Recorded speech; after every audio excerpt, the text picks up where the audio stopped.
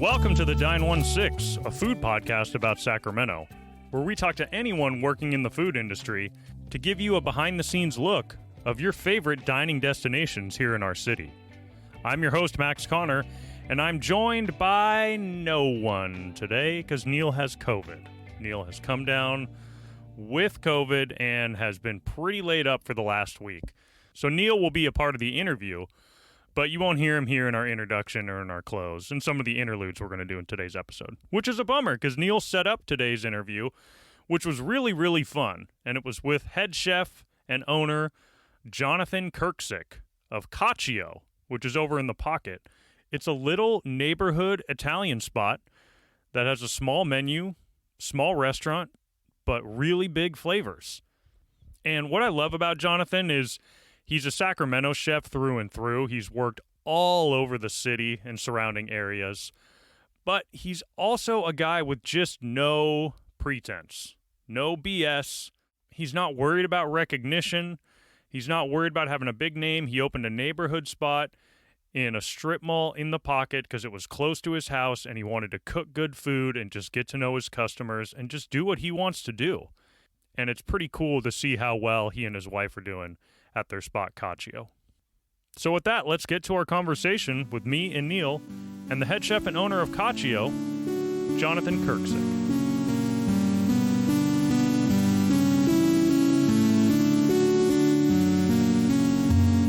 Well, Jonathan Kerksieck, thank you so much for being here on the Dine 16. Thanks for having me. So we usually almost always open our interview with just asking, what was food like for you growing up? What did food mean in your house as a kid? It was basically the time for family to sit down at the table at the end of the day and kind of have a little get-together. And there was times where, me and my brother would goof off and we'd get in trouble at the table, and Dad wanted us to be serious about eating, and I wasn't always into that, so I'd goof around. And remember one time he stabbed me with the fork because I was screwing off, and I stabbed him back, and that was the end of it. So we're both sitting there with, tines bleeding from our hand, but it was fun.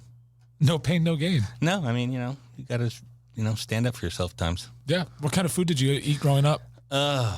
Just a little bit of everything. Mom cooked a lot of casseroles. Dad would do the same, but they both loved cooking steak, although my mom was always medium well or well done. My dad finally convinced her medium rare is the way to go. She still goes medium, but simple food. We didn't grow up with a ton of money, so a lot of, like I said, casseroles, hamburger, rice, taco salad was always a big hit. Got it. So you own an Italian restaurant, but you didn't necessarily have the big Italian family with extravagant Sunday night Italian dinners? No, not at all. My first cooking job was at Original Pete's Pizza downtown on 20th and J. Yeah. And then I got a job out of high school working at DMV. It was a 9-month temporary job, and realized real quick, I'm not good at sitting at a desk. So I went back and got a job at Paragary's and kind of went from there.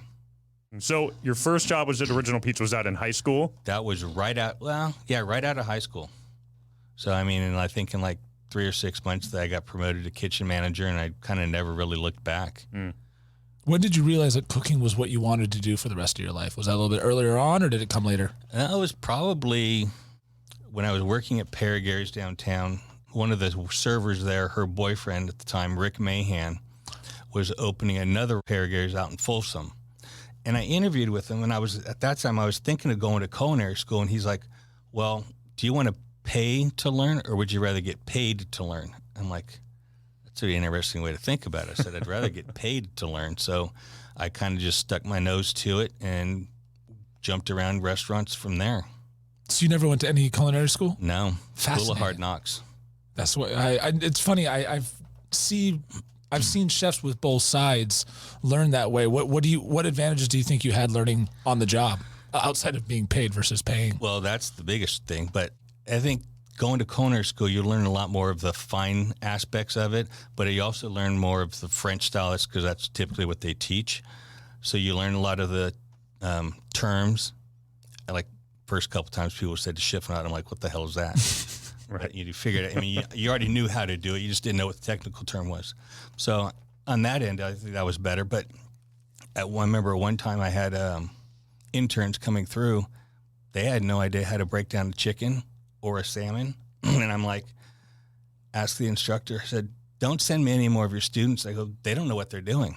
He's like, what do you mean? I go, if they can't break down a chicken, he goes, well, they've seen it done. I go, how much do they pay you a year for them to go to school? X amount of students, and you can't buy a chicken for one person to break down.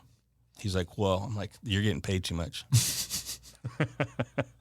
So, I mean, I'd rather have somebody that has a want and a desire rather than a piece of paper that says they graduated. No, it makes complete sense. And learning from the bottom, I feel like you don't, like you said, the prep work, the hard stuff, cutting the veggies, getting everything ready, that makes a lot more sense. I think you appreciate it more. You don't have the expectations of, I graduated, now I'm going to be a chef somewhere.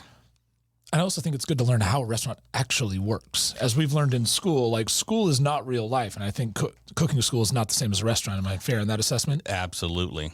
I mean, you're not timed on, can you do your brunoise in 15 minutes or can you do this in X amount of time?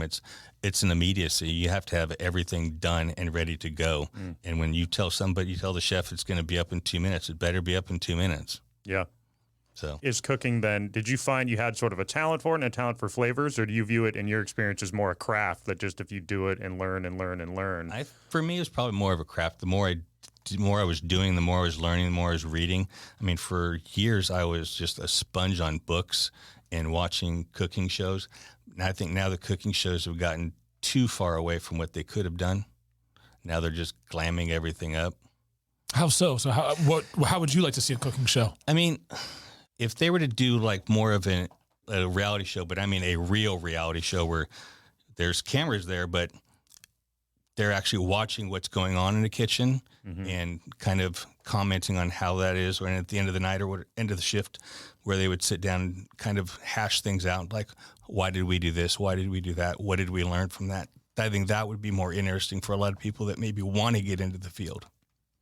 Absolutely. The learning aspect of what they're doing. Absolutely. You actually get to see and why things are done the way they are, as opposed to just being told that's why they are.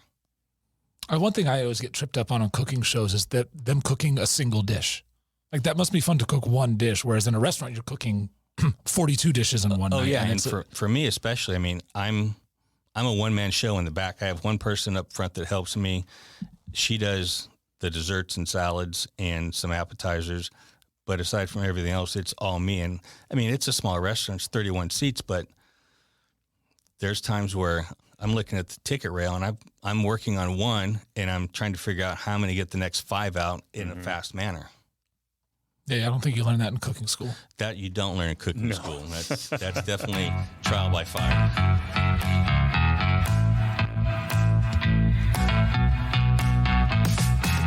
So from here, we wanted to have Jonathan sort of run through his Sacramento resume for us, which he joked is literally about 4 pages long. So I'll speed up the audio here so we can hear Jonathan like the Micro Machines guy, which, if you don't know what I'm talking about, my apologies. That's pretty much a millennial-only reference. So Gen Z, Boomers, Gen X may not even know what I'm talking about. But let's hear Jonathan run through his resume super, super fast. So Paragary's, two different stints at Paragary's 28th and N. I did a stint at Viva's, Esquire Grill twice. A couple of places that nobody would remember or even know about. Piatti's was one of the ones. I'm just kidding. I'm not going to do that to you. But seriously, the number of places Jonathan's hit in his over 30-year career is wild. Paragary's 2 times. He's been at Biba, Esquire Grill, Piatti's for a long time. Then he went up to Napa at Bistro Don Giovanni's. Then he came back and worked at Piatti's and Paragary's again. Mask up in El Dorado Hills. Short stint at Il Fornaio. Then he took over as the food and beverage coordinator at the Sheraton. From there, he jumped over to the Citizen and was the chef de cuisine at the Grange when the hotel opened. Then he moved to San Francisco, worked at a couple hotels there. And then as his kids grew up a little bit, he got out of the restaurant industry to have a 9-to-5 and worked at a food research and development company. He said he loved that for the first 2 years, but then felt like he was selling his soul as they suddenly were just trying to find ways to add stuff to food to fluff it up and make it cheaper. It wasn't really making food anymore, he said. When his kids grew up, he came back to Sacramento, jumped back into the restaurant scene with Sellens in El Dorado, then Oboe, and then at Esquire Grill again. And it was here where all those years of working with so many different people would land him a serendipitous meeting with a former chef he had worked with who just sold his restaurant and was maybe looking for someone to invest in. And he asked Jonathan, aren't you tired of working for other people? And Jonathan said, sure, but I don't really have a way to open my own restaurant. And that's when this former colleague told Jonathan this. You find a spot, he goes, I'll put up the money. Wow. I was like, really? He's like, yeah, I'm serious. He goes, I'll be your partner. He goes, you run it, you do everything. He goes, I just get a percentage, you pay back the loan, and then after 5 years, you buy me out. That's a great deal. Yeah, except my wife and I bought him out in 2 years instead of 5. I was just going to ask, that was going to be my next question. That's amazing. So just before the pandemic basically hit and was starting to shut us down, we ended up buying him out. So you've kind of like bounced around to some of the major hot spots and players in town. Where did your love for Italian food begin? Probably at Paragary's. I like the simplicity of Italian food. You're not trying to coat everything with a sauce. You're not trying to make anything crazy. It's just plain, simple food. Sorry, go ahead. No, and that's just how I cook. I like plain, simple food. I don't like anything that's got like more than 6 or 7 ingredients. If it's like 15 ingredients on the plate, you're looking at like, well, where am I supposed to start? And I mean, if it looks too pretty to eat, why am I plating it? I don't want to plate anything with tweezers.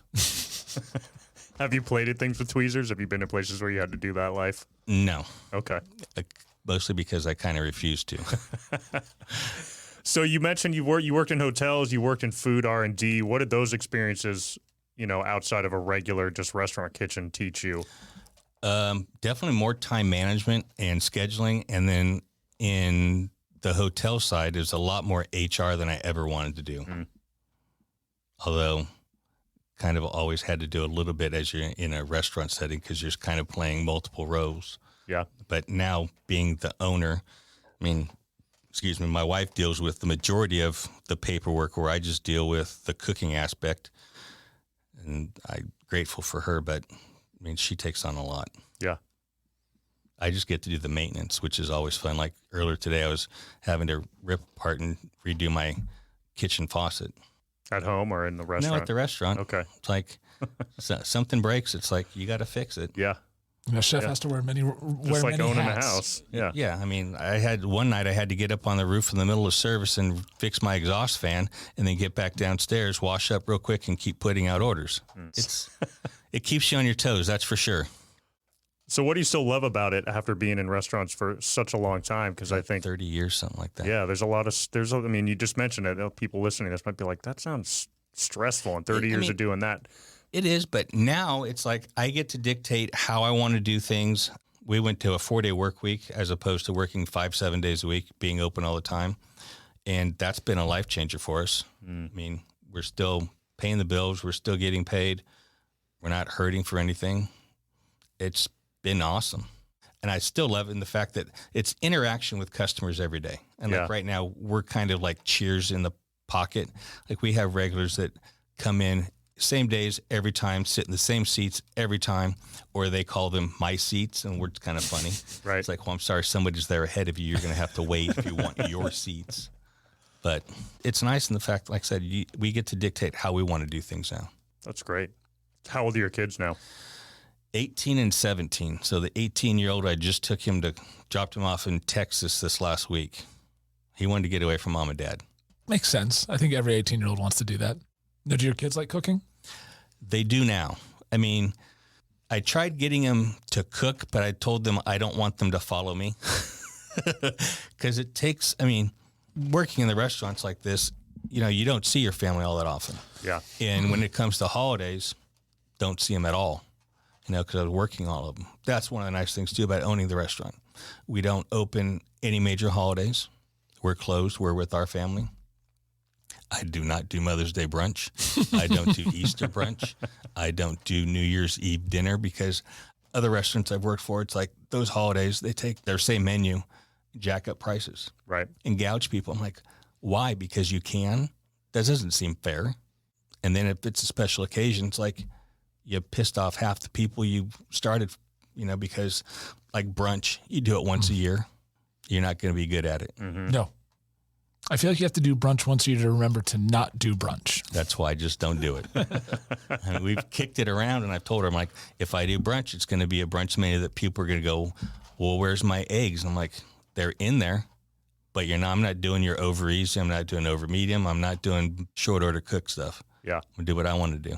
And if you don't like it, you don't like it. Don't come back. If you do, great. How many items do you normally have on your menu at the restaurant at a time? And how do you choose what comes and goes? I mean, obviously, I'm assuming with the product and definitely whatnot. try and keep it seasonal as possible. There's a few things that have never come off the menu. Like I've always had a beet salad on the menu in one way or another. I've always had our orchette and sausage on the menu. The only thing that's ever changed in that is I went from broccoli rabe to mustard greens, only because broccoli rabe certain times of the year just comes in too yellow. It just doesn't look good. So I change it up. And then a prawn dish that I have on the menu that my wife won't let me take off. She's like, well, you got to have prawns on. And I didn't want to have it on to begin with. She's like, well, we have to have some kind of seafood on the menu. I'm like, okay, fine. So I cooked it for her. And I said, well, how's this? She's like, yep, that's it. I'm like, okay. So it's been on the menu for 4 years. What's the most adventurous dish you've put on the menu? Nothing really is too adventurous because, I mean, I have such a small kitchen. I got it. The most adventurous would probably be, I mean, we did a catering for somebody this last week and they wanted tomahawk steaks. And so it's a 23-pound rack of 7 bones. And I don't really even have a pan I can cook anything that big in. So I used the flat top to sear it off and then finished it in the oven. But adventure-wise, I mean, nothing really too crazy. You keep things mostly traditional? I try to, or do a spin on things. I mean, there was times where I was making duck confit tortellini. I mean, I like That sounds good. It was good, but they're a pain to make. And Yeah. I was doing it for the restaurant, and also Grange did their 10-year anniversary, and I got invited to come back and do a dish. That's the dish I did. So I had me, both kids, my wife, the business partner, all of us back there late night making tortellini so I could take them down there the next day. I actually think I remember that night. So did you know when you were going to open your own place, did you know immediately I'm going to do Italian, or were you Yes. tempted? Yeah. We knew immediately. I mean, again, as small as it was before we changed out a lot of the equipment in the kitchen, and it was a 6-burner stove, and I'm like, and a single oven. I'm like, well, we're going to do pasta. Just one in our neighborhood, everything out there is fast food or 3 different pizza restaurants that are still all fast food. So it's like there was no sit-down real dining in our area. The restaurant that we bought was the sit-down restaurant in the area, but it became a special occasion restaurant for people in the neighborhood. And I didn't want to be a special occasion restaurant. I wanted to be a restaurant people would come in every day. Kids come in flip-flops, come in off the river. If you want to get dressed up, we can do that too. But we wanted to keep it unpretentious and family-oriented, I guess. So tell us a little bit about your wife and your guys' relationship of meeting and both working in restaurants and then eventually working together. Well, so we met at the Citizen Hotel, and shortly after we opened the hotel, I ended up going through a divorce with my first wife, who the 2 kids are with. But so Katie and I met at the hotel, and we kind of hit it off. And I was going through divorce. So I had blinders on. I had no idea she was interested in me at all. And then I became interested in her, and as the divorce went through, which was a year later, but we started dating and kind of went from there. I mean, but she's 10 years younger than me. She's super driven and a lot more focused on the minutia than I am, which is a good balance because I'm a little bit bigger picture, just want to, I'll put a menu together and I'll go, this is going to work or it's not going to work, and we can change it in a heartbeat. And she's like, wait a second. We need to make it work now, so we're not having to, waste all the paper and waste my time, her time. Sure. Changing the menu, updating the website, and all these other things. I'm like, okay, I get it. So she's been good for me on that side. And I think it's great that she has the hotel and restaurant background, and then she also was running banquets. So does a lot of things behind the scenes that people just don't see. So she was involved in the restaurant as well at the Citizen? Yeah. Okay. So she was one of the front of the house managers, and then she ended up transferring to one of the sister hotels in San Francisco, and that's when I kind of transferred to San Francisco too. And we had an apartment down there, but still had a house up here because the kids. So I'd come back and forth, and yeah, she's been great for me. Yeah, it's so valuable. I mean, whether it's a wife or a good partner, I think for chef owners in particular who've worked their whole life just head down in the kitchen, maybe creating menus, that sort of thing, to now suddenly running a business, right? And it goes beyond just looking at food costs, but rent and employees and all of it. The nice thing is, so we both have the same common goal with the restaurant, but at the same time, she has her strengths, and her strengths are pretty much my weaknesses, and vice versa. I can do what she does, not as efficiently. Mm-hmm. She could do everything I do in the kitchen. She's like, I don't want to cook like that. She goes, when I cook, I want to be cooking at home, the glass of wine in hand, music playing and stuff. I'm like, that's what I want to do at work too. Yeah. It doesn't always work that way, but it's good in the fact that she understands the lifestyle of the restaurant. So it makes it easier for us to, I think, work together.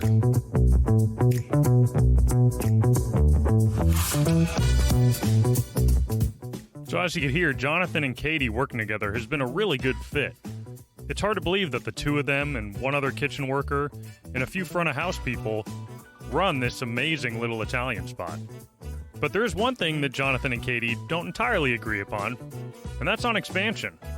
Jonathan says he would love to open another restaurant, and he said Katie would rather they just keep focusing on Cacio. It's their home. It's not just their restaurant, but it's their personal dining room. Jonathan said if he could, he would open a wood-fire pizza spot to make pizza how he would really like to have it. And when it comes to the future of Cacio, Jonathan said people often ask him, why not expand and make it bigger? He says that's not really something he's interested in. I don't want to have a 100 or 200 seat restaurant because if you have that many seats and you're not full, you're bleeding. And that's why I like the size of our restaurant now. And people always joked when the space next door to us was available. They're like, well, are you going to expand? We're like, no, because then it completely changes the dynamic of the restaurant as it is now. And I like the intimacy of the dining room as it is now. I mean, COVID actually forced us to do things we were never going to do. Like, we never did takeout, but through COVID, we had to do takeout for just over a year. That was a challenge because it was just her and I, and we had to figure that out really quick because, when you design menu, you design it to be on a plate, not in a box. Mm-hmm. So you still want it to look good in a box when somebody opens it up. And a lot of food just doesn't translate that way. Yeah. Either that or you're doing a hodgepodge of boxes. So you have a component here, here's your sauce, here's this, and they got to build it themselves when they get home. It's like, well, that's a waste of manpower too. I mean, or even just paper goods. Yeah, it's a waste of plastic Solo cups and paper goods and everything and 15 else. Minutes later, it's not warm. You've been in your air-conditioned car. Figuring out something that can handle steam in a box, has to work because has yet to be discovered. Thankfully, pasta does fairly well. Yeah. I mean, one of our biggest things we've done a few times is we'll do like a Sunday. We'll just pop up and say we're going to do lasagnas to go for a night. We didn't realize that we could probably make a living just selling lasagna. Once you made a name, Well, we did one night. We did just lasagnas, and I think we sold. It was at $20 a piece. We did a fundraiser for a guy that we worked with. He passed away, so we were donating everything to his family, and we ended up like $6,500. Wow. Yeah, just in lasagna. I was just, as you were saying that, I was like, I need to get on that list. Sunday night lasagna sounds delicious. It's crazy. And we did another one for another friend of ours. She was having a hard time with trying to just get an SBA loan so she could pay rent. But the SBA was like, no. So we did a little fundraiser for her. And I thought I'd done plenty of lasagna because neither of us were really doing any of the social media. The lady was doing it herself. And then I posted saying, we're doing this for her. And it's going to go from 12 to 3.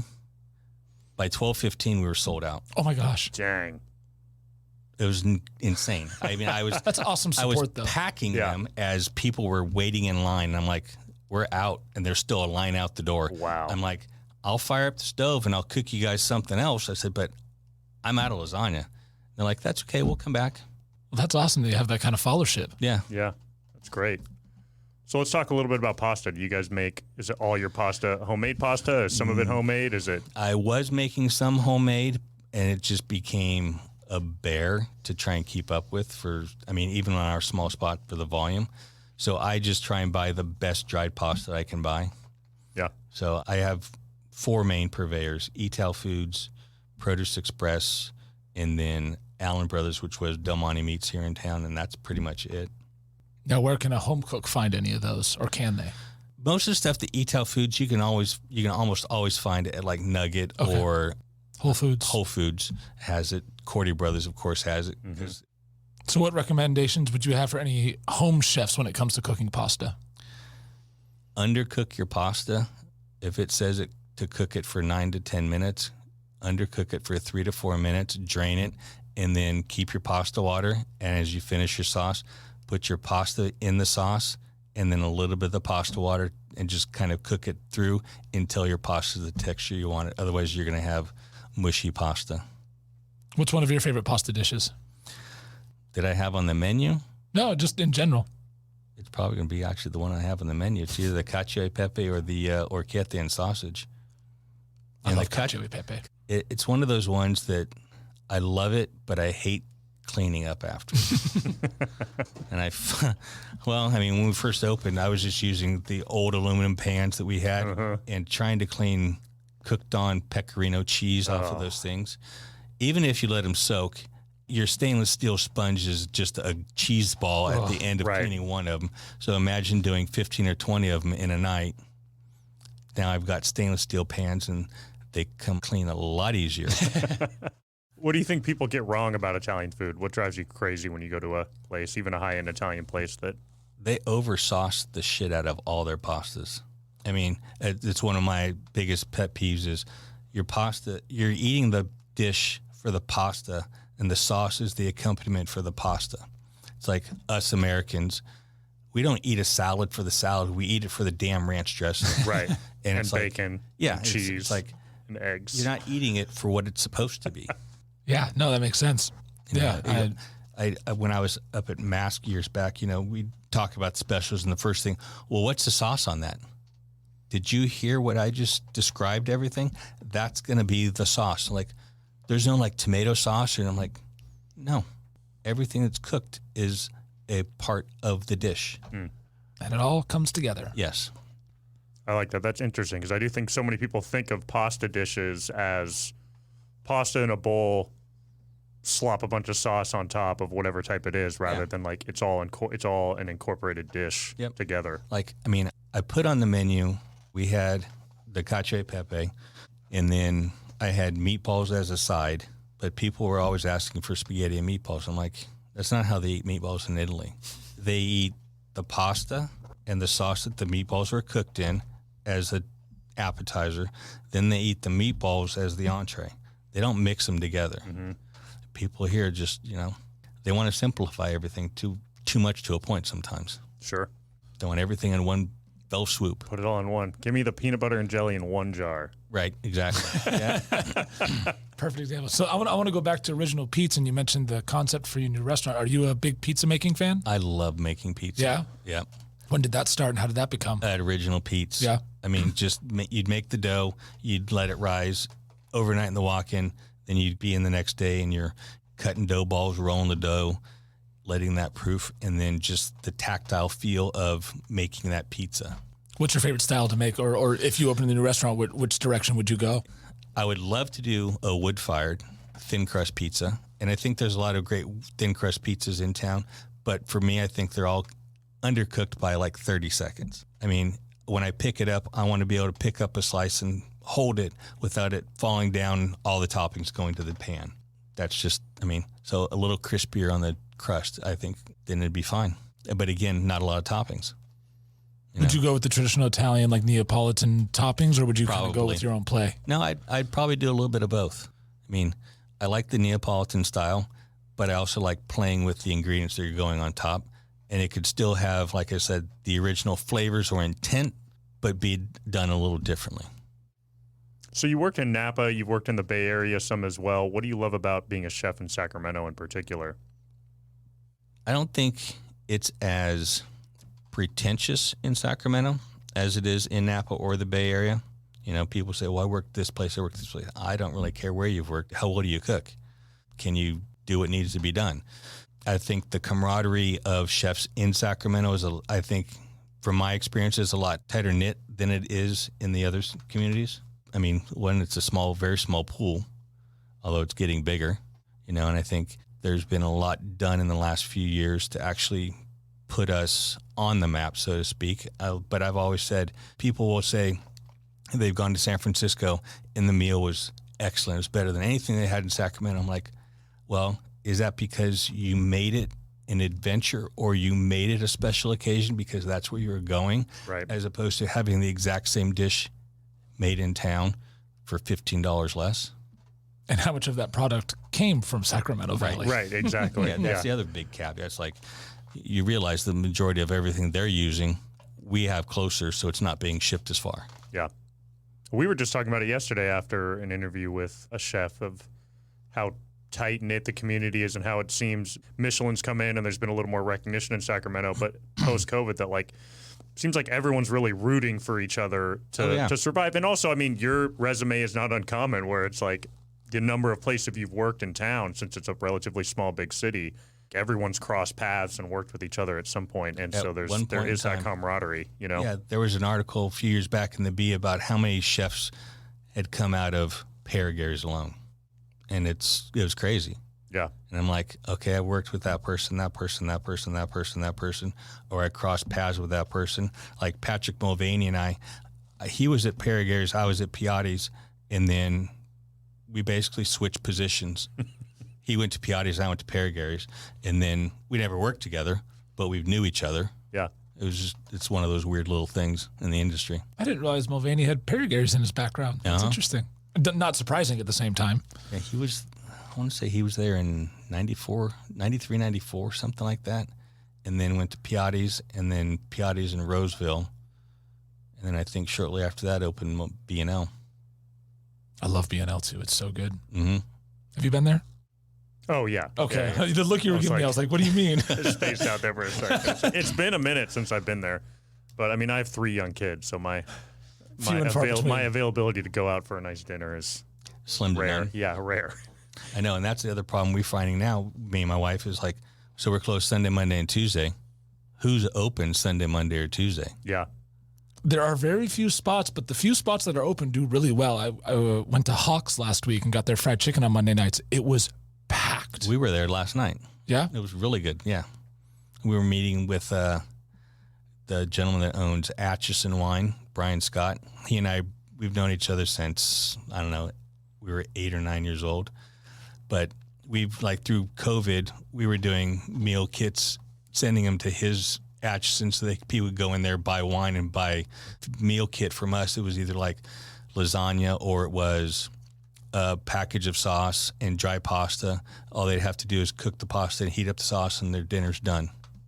Oh, that's an awesome pairing to do. I like that. Yeah. I like when people work together for those kind of sort of things. Absolutely. Yeah, last night we were trying to figure out, we got to do we did a silent auction for Christian Brothers where he's going to do the wine, I'm going to do the food for 6 people, and I think it went for like $4,200. Oh, wow. wow. I was like, wow, I didn't expect that.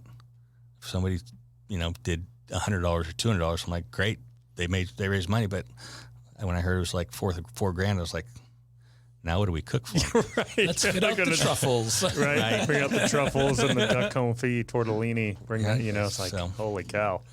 What does that mean to you? I mean, it's been clear in talking to you how everything from the small dining room in a neighborhood restaurant in a strip mall to raising money for friends in the community and people who need it, that part of being a chef and being a restaurateur is about community for you. Yeah, it's about community. It's about giving back. It's about taking care of your neighbors, so to speak. I mean, we've got a lot of people that'll come in and they'll have dinner, but they're like, can we get something to go to? Like, well, if they're dining there, we'll do something to go. Or people say, they'll call up and say, do you have just a pinch of saffron? I'm trying to make risotto. Or do you have any risotto that, I'm like, sure, come on over and go to the back door. I'll have it ready for you. So it just kind of keeping it easy that way for people. They don't have to go to the store. They can just come to us and get what they need. I think that's one thing I know Max and I have talked about is that, like, everyone loves food. Maybe not loves it, but everyone likes and needs food. And it just brings all walks of life together. And, like, people that you probably would never expect to talk to come into your restaurant, and now they're regulars there. I love that aspect. Yeah. I mean, it's a social aspect, definitely. And I think that's one of the things we really tried to do. It was funny when we first opened, we weren't sure how busy we were going to be. We thought we'd have a soft opening, We never had a soft opening. It's like the day we opened the doors, it was just packed. And it got to the point where we were using a reservation system, but we were reserving every seat in the house because we didn't know. Now, and I think about 6 months in, we decided, okay, we're only going to reserve the tables and we'll leave the counter open for anybody that wants to just walk in. Problem with the counter seats is people walk in and then they want to stay there all night. Right. Which, I mean, it's good and bad. Yeah. But now a lot of the regulars, instead of staying there all night, they'll come in later in the evening and then stay till we're closed and we'll hang out and chit chat. And so, I mean, we've made a lot of good friends at the restaurant. That's great. What do you think, rapid fire? Yeah, I think that's about where we're at. Yeah. Uh-oh. See how it goes. All right. The first one is, what's your favorite cheap guilty pleasure? Mac and cheese. Like Out of the Kraft box? mac and Kraft cheese? mac and cheese out of the box. I'm not even kidding. The man who owns a Cacio restaurant wants Kraft mac and cheese. I love it. It's simple. It's satisfying. It brings you back to childhood. I totally get it. I've made mac and cheese multiple times. Yeah. I've eaten the remainders of mac and cheese many a time. Yep. Say it is a Monday or Tuesday night, like Hawks. Like, where would you and your wife go in Sacramento? A nice night, easy night off. So, like Hawks last night, we always love pizza too. So I was trying to find a good pizza place. Unfortunately, Masulo's is usually closed Mondays too. One Speed was open, now they're closed. So it's like we try and dine places we haven't been before. Mm-hmm. That's one thing we always try and do. It just becomes more and more difficult with the When you're actually off. Yeah, when we're off in the way that things are now, because people are trying to find more of a work-life balance. And I think COVID was great in the fact that it allowed restaurants to reset themselves as opposed to having to cater to everyone's whims. You can kind of redictate how you're going to run your own business. So, Yeah, I think especially if you survived, because if you could survive what COVID threw at you, then you can probably survive saying, like, maybe we can do 5 nights a week, or in your case, 4 nights a week. What would you go back in time and eat as a kid that your family cooked for you? Swedish meatballs or beef stroganoff. Those were two of the big things my parents cooked quite a bit of. Mm. And always just, I know it sounds funny, Swedish meatballs. It's like they're just meatballs with gravy on it, but the noodles. And my dad, he used to cook schnitzel and spatzel a lot too. Loved that. What cooking shows do you watch or are you watching right now? Actually, it's a lot of Tastemade on Samsung TV. It's either Tastemade or Tastemade Travel. They're not necessarily cooking shows, although there was one the other night that caught mine and my wife's eyes, and now I can't even remember what it was called. But it was like Destination. This one was in San Francisco. They interviewed, I think, 2 or 3 chefs in San Francisco on how they were trying to basically make people's preconceived notions of the China, like this one was a Chinese cuisine, of the preconceived notion of it being just cheap, greasy food, to elevate it to a higher cuisine. Mm-hmm. And I thought it was really interesting, and things like that, as opposed to just watching, the challenge shows. Right. You mentioned you devoured a lot of cookbooks when you were first working in restaurants, how to cook. Is there one cookbook that you would tell people you definitely need to have this one? Well, it depends on what kind of food you're looking at. I mean, We'll go Italian then. I read a lot of the Chez Panisse cookbooks. Mm. They're not necessarily strictly Italian, but they're more that Cal Italian. But they do give a good history, especially the ones with Paul Bertoli, a good history on the ingredients and why they were used in Italian food. Is there a favorite food, movie, or TV show? Not like a reality show, but one. The Big Night. Somebody else mentioned that too. I don't even know that one. I can't remember who it was. Stanley Tucci. That's Stanley Tucci and Tony Shalhoub, that one? And Mark Anthony, Jennifer Lopez's ex. He's the little busser. Oh, no way. Huh. I'll have to go find. I don't know that one at all. It's a great movie. They're 2 Italian brothers, and they're like... I think Isabella Rossellini's in it also. One's front of house, one's the chef. The chef is like very eccentric, and people are going to eat what I want them to eat. And his brother is like, we kind of need to give people what they want. It's like that. Yeah. Kind of need to sell the food. Italian brothers yelling at each other. I mean, it's a hilarious movie, and the build up to this huge masterpiece dinner that he ends up doing. He ends up making this timpano, which is like 3 feet tall and 3 feet wide. It's just like a huge drum of pasta that's filled, and nobody shows up to dinner. Oh, Yeah, and you're just like, but it's a great movie. I'll have to check that one out. Yeah, I got time. you do. Jonathan Kerksieck, thank you so much for coming on the Dine 16. It's a pleasure to have you. And I haven't been to Cacio. I can't wait to go. Neil, for what it's worth, before he got here, said kind of quietly under his breath, said like, I think it's the best Italian food in Sacramento. So, not that he was embarrassed to say it, but he was like, I went there. It's a bold statement. I think we do a decent job. Yeah. I think you're underselling it. Well, I mean, that's one thing. I'm not that chef that's like, call me chef. I'm always like, right. No, I'm just a cook. Yeah. That was one of the things eating there that I did love, and you mentioned it earlier about the intimacy, but like you felt like your whole restaurant feels like the kitchen. I mean that in a good way. Like it was fun to look back and see you tossing pans, tossing that out. All right, this is for 32, going back and doing things. It was fun to see and feel. Yeah, and there's times where I actually get to run food, which doesn't always make me that happy because I'm like, I got 4 more tickets back there, but I gotta run this out. And then I get stuck out in the dining room talking to people, but yeah, it's fun. Yeah, it's like you're making food in your own kitchen and serving it in your dining room. With a bunch You're of inviting friends. people into your home. That's what we wanted it to be. Is like we wanted it to be a dining experience like you were at our house. Yeah, kind of thing. Those are the best. Those are my favorite. That's why we're all connected to food. For most of us, that's where it starts. So, right on. Well, thanks for being here. It was great to have you. Thank you very much.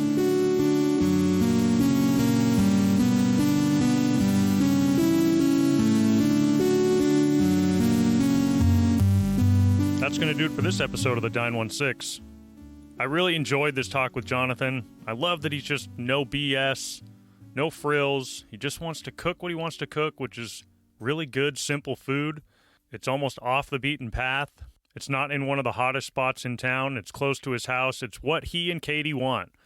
And it's like they get to have their friends over for dinner only 4 nights a week. Not 5, not 6, not 7, 4. And only 3 lunches a week for just a couple hours. And I love that. I loved how they've carved out a life for themselves in their restaurant. And it's not like they don't have recognition. I mean, they're in the top 50 restaurants in the Sacramento Bee. And I think they were put there by the customers, by the readers, who said Cacio's got to be on this list. Well, if you like this episode, please subscribe wherever you listen to your podcasts. Rate and review us if you can. But most importantly, we're a local podcast, so send this to someone in the Sacramento area who wants to hear about restaurants and food in Sacramento. Send it to friends that you have them listen. That's going to be the best way for us to grow our show. Follow us on social media at Twitter and Instagram. Both handles are at Dine16. You can also hear these podcasts on YouTube now, if that's where you like to listen to your podcasts, as well as all regular podcast platforms. If you have any ideas for future guests or topics for the show, reach out to me via email. That's going to be at max@dine16.com. Our opening and closing theme music are by my brother-in-law, Mark Owens. And the Dine 16 is a production of the Hear Me Now studio in Sacramento. Next week, we're going to shift gears and talk with Chris Sinclair, bartender extraordinaire. I just realized that rhymes and sounds a little silly, but I'm going to leave it in there anyway because Neil's not here to tell me that sounds terrible and too corny. But that said, Chris is the owner of the Good Bottle. He's the part owner of the new spot, also in the pocket, called Bodega, that serves their take on Caribbean and Puerto Rican cuisine. And he was the head bartender at Red Rabbit back when they were really putting Sacramento on the map. Until then, as always, eat something you love with someone you love.